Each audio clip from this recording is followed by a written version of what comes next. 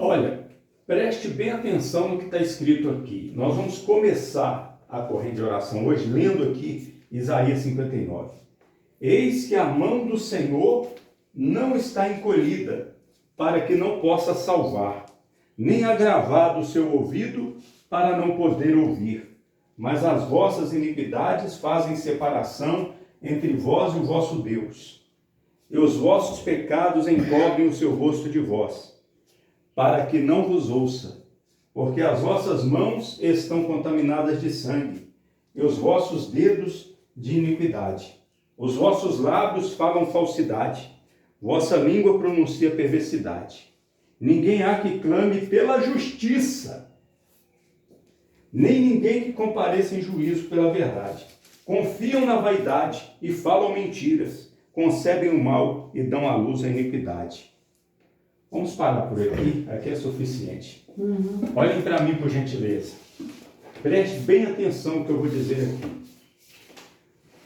Não adianta nós fazermos uma corrente e pedirmos a Deus saúde e pedirmos a Deus para solucionar os nossos problemas. Ó Deus, soluciona o meu problema. Ó Deus, eu estou sofrendo. Ó Deus, me faça justiça. Não adianta. Se nós sabemos que não devemos pecar contra Deus, se estamos no pecado. Veja que aqui, Isaías, pela palavra de Deus, ele diz: a mão do Senhor não está encolhida para não poder salvar. Ou seja, o problema não está com Deus. Deus ressuscita mortos. Deus cura qualquer enfermidade. Ele salva, ele liberta, ele protege. Ele tem todo o poder e, detalhe, ele tem boa vontade para salvar, para curar, para abençoar. Aliás, ele quer abençoar. Mas os vossos pecados fazem separação entre vós e vosso Deus. Então o problema é o pecado. O ouvido de Deus não está agravado, ou seja, não está surdo para não ouvir as orações. Mas se houver o maldito pecado na nossa vida, como que Deus vai nos abençoar? Então tem que ser dito isso para as pessoas. Porque nós nos reunimos aqui para pedir a Deus que nos faça justiça, que resolva o problema, que abençoe a família, que dê saúde, que afaste as doenças. Mas se nós não estivermos dispostos a parar de fazer o que não presta, como é que Deus vai nos abençoar? Por exemplo, eu falei para uma senhora que estava vindo aqui, não estou falando o nome. Ela vinha aqui e não está vindo mais. Eu falei para ela, todo dia ela me pedia oração para se livrar de uma doença. Aí eu falei com ela, olha, Deus não vai livrar a senhora, ainda que nós venhamos orar, porque a senhora está fumando. A senhora tem que parar de fumar. Pare de fumar, porque como que a senhora pede a Deus para tirar a doença da senhora e a senhora ainda está fumando?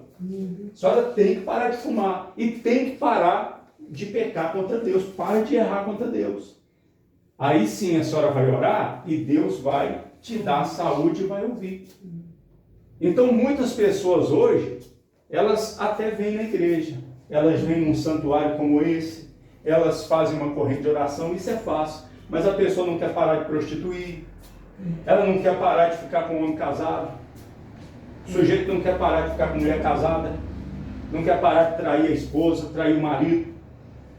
A pessoa até vem e faz uma corrente, mas não quer parar de mentir, vive na mentira, na falsidade com os outros, enganando os outros. A pessoa não quer parar de falar palavrão. Não é verdade? A pessoa não quer parar de ficar falando palavrão. A pessoa não quer parar de desejar o mal para os outros. Como é que a pessoa que está com o coração cheio de mágoa, de ódio contra o próximo, não perdoa, vai querer que Deus perdoa? Veja que está escrito no Evangelho que um paralítico ele foi descido por entre o telhado onde Jesus estava.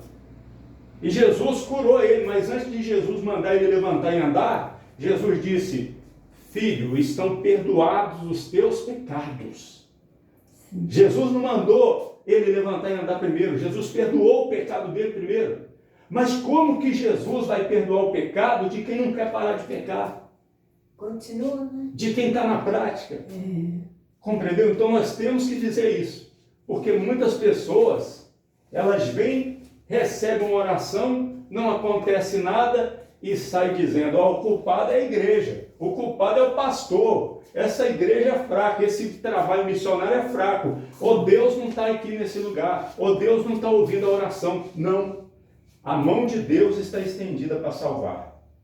O ouvido está aberto para ouvir, mas os pecados é que atrapalham tudo. Sim. Porque Deus não é injusto. Por exemplo, quando nós vamos pedir justiça a Deus, nós temos que estar dispostos a ser justos também. Como que nós vamos pedir a Deus, ó Senhor, me faz justiça se eu vivo na injustiça? Fazendo mal para os outros? Não é verdade? Quantas pessoas que estão aí, por exemplo, mulher casada que está ficando com outro, traindo o marido, isso é justo? Né? E quanto marido que é casado está traindo a esposa, isso é justo? Aí como é que uma pessoa dessa vai chegar diante de Deus e dizer, ó Deus, me faz justiça, ó Deus, me ajuda? Deus vai ouvir, mas não vai poder fazer nada. A mão dele tem poder para abençoar, mas não vai poder fazer nada, porque a pessoa está se deleitando na injustiça. Então, tem algo necessário de ser dito. Por exemplo, a pessoa, ó Deus, me dá saúde, mas a pessoa não para de beber cachaça. Toma Como é o que remédio, o remédio nem feito faz. Não é verdade? Segundo o Adão. Eu falo para ele, o meu remédio não estou só cachaça, não é verdade? É. Então, se a pessoa não para de se embriagar, a Bíblia diz, não vos embriagueis. Ai dos que se levantam pela manhã e seguem a bebedice. Pelo amor de Deus, Deus vai ouvir, mas não vai abençoar.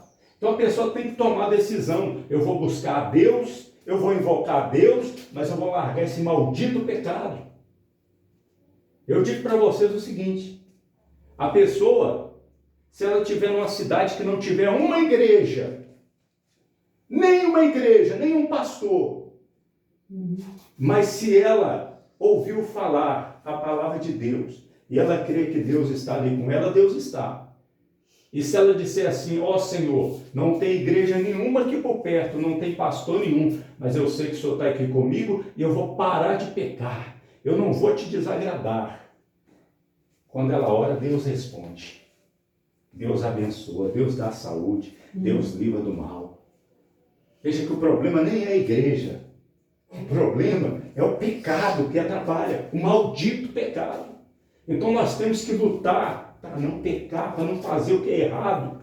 Outra coisa que eu já notei também, quando chega uma pessoa viciada nas igrejas, geralmente se fala assim, você está viciada porque o demônio está te obrigando a fumar, a beber, a usar droga, não é assim? Então o culpado é o demônio. Aí a pessoa fica assim, então eu não tenho culpa de nada, né? Não. Se chegar uma pessoa que anda embriagando aqui, eu tenho que dizer para a pessoa o seguinte, você está pecando, pare de beber. Eu não consigo. Consegue sim. Com a força de Deus você consegue. Amém? Agora, se a pessoa ficar pensando assim, se a pessoa, imagine, se a pessoa ficar pensando assim, eu estou fumando porque o demônio está me obrigando a fumar. Aí a pessoa, então eu não tenho culpa nessa não, o culpado é o demônio. Não é verdade? Não. Compreendeu? Não é o diabo que está te obrigando a fumar, beber, ou prostituir, ou qualquer outro vício. É o pecado. Mas se a pessoa crê em Jesus, pedir perdão e dizer, Senhor, eu quero largar esse pecado, eu quero parar de fazer isso, esquece o diabo. O diabo não tem poder nenhum sobre quem quer se arrepender. Se fosse assim, ninguém se arrependeria. Não é verdade? Se fosse assim, todo mundo estava na mão dele. Sim ou não? Todo mundo estava na mão dele. Agora, o diabo tem poder sobre quem quer viver no pecado. Mas quem diz assim, eu quero servir a Deus, eu não quero pecar, mas Senhor, eu quero me arrepender, me perdoa. Aí o diabo já não tem poder mais. Ela vai travar uma luta contra a carne, né? A carne dela. Mas ela vai vencer com a força do Espírito Santo. E Deus vai dar saúde, Deus vai abençoar, Deus vai afastar o mal. Independentemente se a pessoa está numa igreja ou se ela está numa cidade onde não tem igreja, não tem pastor, não tem padre, não tem ninguém.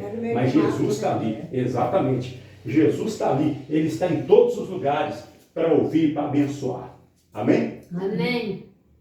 Essa verdade tinha que ser dita.